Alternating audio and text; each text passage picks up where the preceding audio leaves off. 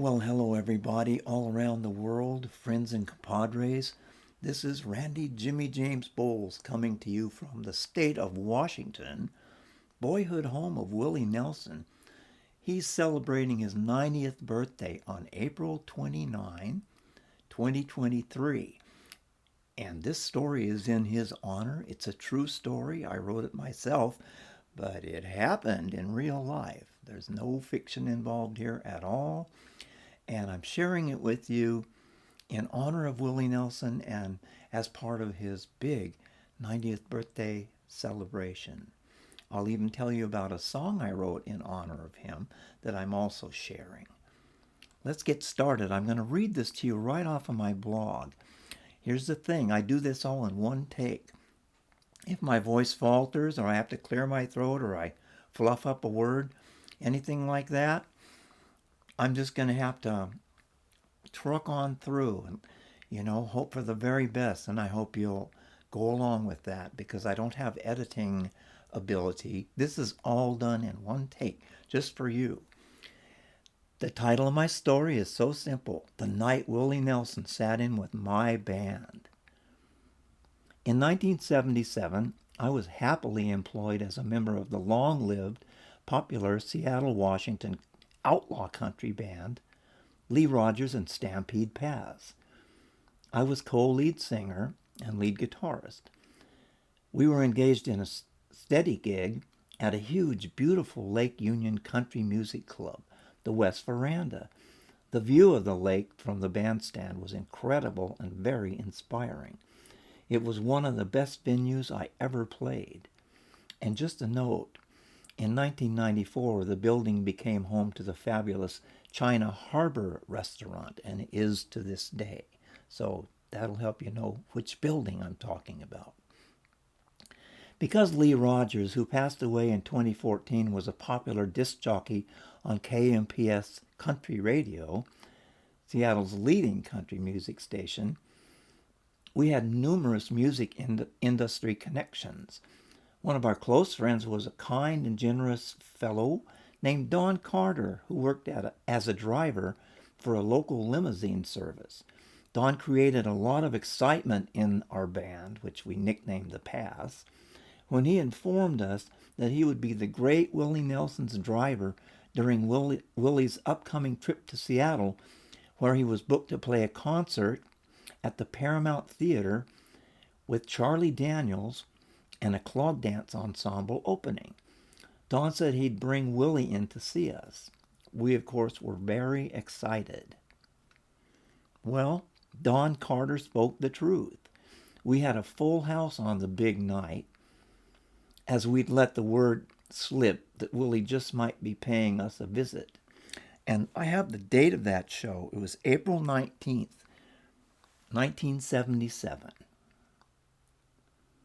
Sure enough, after Willie and the family band gave their concert, Willie's bassist, the sadly deceased B. Spears, suddenly showed up at the West Veranda. Lee Rogers invited him to get up on stage with us and play. So B grabbed Lee's Fender bass and sang a bunch of songs with us, and he even backed me while I sang a few.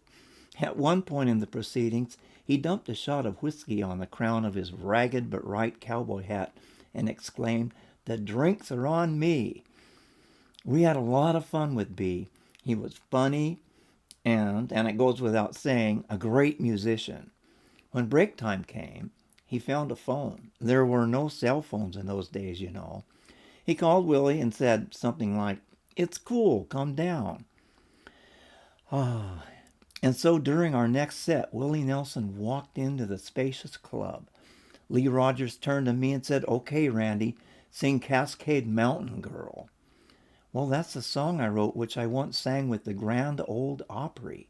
And by the way, that tie there, I wore that when I sang with the Grand Ole Opry. It was so cool of Lee to arrange it so that when Willie made his entrance, we were playing my very own song. Well, that was Lee Rogers. We finished the song to a hearty round of applause from our loyal fans. Then Lee simply announced, "Ladies and gentlemen, Willie Nelson." Well, Willie jumped right up on the bandstand ready to play. but he needed a guitar.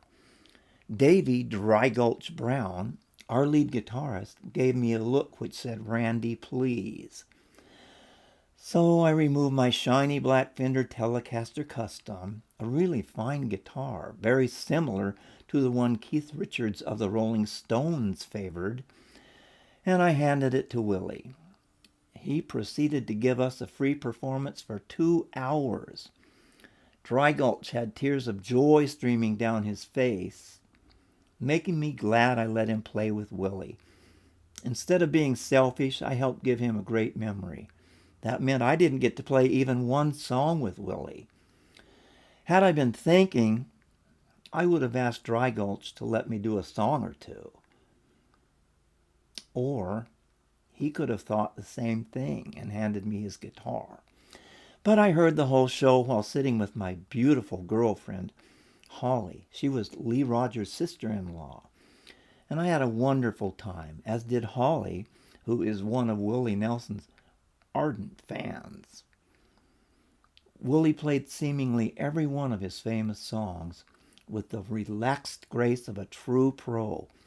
He downed 5 shots of whiskey, too. He was only in his 40s at the time. In fact, he was 43. He was only 10 days away from his 44th birthday. But he was already the epitome of a seasoned veteran. And my super professional group, Stampede Pass, really showed its stuff.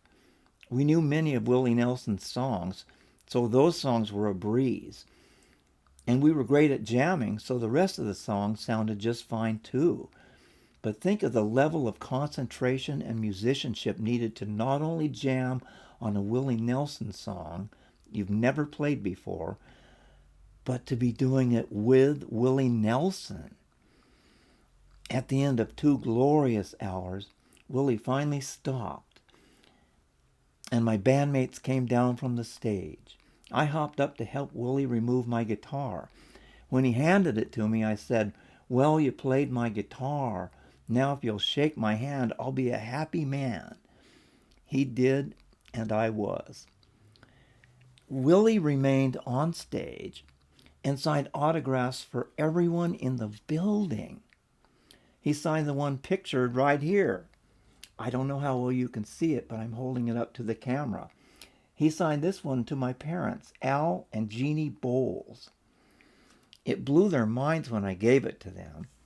And now that they've passed away, it's part of the memorabilia of my career. One of the great things about Willie and his music then and now is how it appealed to multiple generations. Now get this, I later noticed that Willie had actually sweated a stain in the black glossy finish of my axe. David Dry Gulch Brown had Willie Nelson sign his blonde Telecaster. I couldn't do that with my guitar because it was black, but yes, Willie sweated his autograph into my axe. Thing is, I eventually sold it, but I saved the strings. Yes, I saved the strings. Here they are, 46 years later, all 6 of them. That's right. And I took them right off of my guitar as soon as I got home that night. I didn't want to play one note on them. I wanted to say the last time these strings ever vibrated was to Willie Nelson's hands. And yes, if you were to do a DNA analysis on them, you'd find Willie Nelson's DNA on them. Let me continue. At the end of the amazing once-in-a-lifetime night, Willie invited the band and our entourage to the Hilton Hotel to party in his suite. But Holly and I felt our cup was full. So we went home to celebrate on our own. Holly had been given the go-ahead to tape Willie Nelson's Paramount show earlier in the evening, so we stayed up all night listening to that, and it was amazing. She probably still has that tape, and she probably still has the opener Charlie Daniels performance on tape too. Over the following days, as we band members made our usual rounds to various record stores, music stores, bars and restaurants, we told everyone we encountered that Willie had sat in with us. But in 1977, he was not so well known. A lot of people asked, "Who is Willie Nelson?" And now a short encore or two. For years after that fantastic dream come true night, each time Willie came to town, he'd get a message through to us just to say hello. What a great guy. One night, not too very long ago, I woke up with a song for Willie Nelson in my head. I got out of bed, wrote it down, recorded it, and I will tell you how you can hear that song. You can just go to my other YouTube channel, which is Randy Jimmy James Bowles, and look for Willie Weed. That's the name of the song, and you'll be able to listen to it. Another option is go to my WordPress blog, type in the name of this story, which I gave you at the top, and I have embedded the song in the story. Here's a guitar-related note. I discovered a 1978 video of Willie, 1 year at the most from the night he played with us, where he's playing a 1970s Telecaster custom guitar, just like mine. The only difference? His was red, mine was black. Did he get the idea from playing mine? Now that would really be something. Well, thank you everybody for listening. And again, you can go to my other sites if you want to hear the song, if you want to read the story yourself and see the pictures. In fact, Holly, who I wrote about, my girlfriend at the time, took some photos of Willie Nelson that they're previously unreleased photos. You can see those photos nowhere else. So why don't you do that? And blessings to everybody. Thank you so much for listening. And above all, happy birthday, Willie Nelson. I hope you live forever. So long, friends.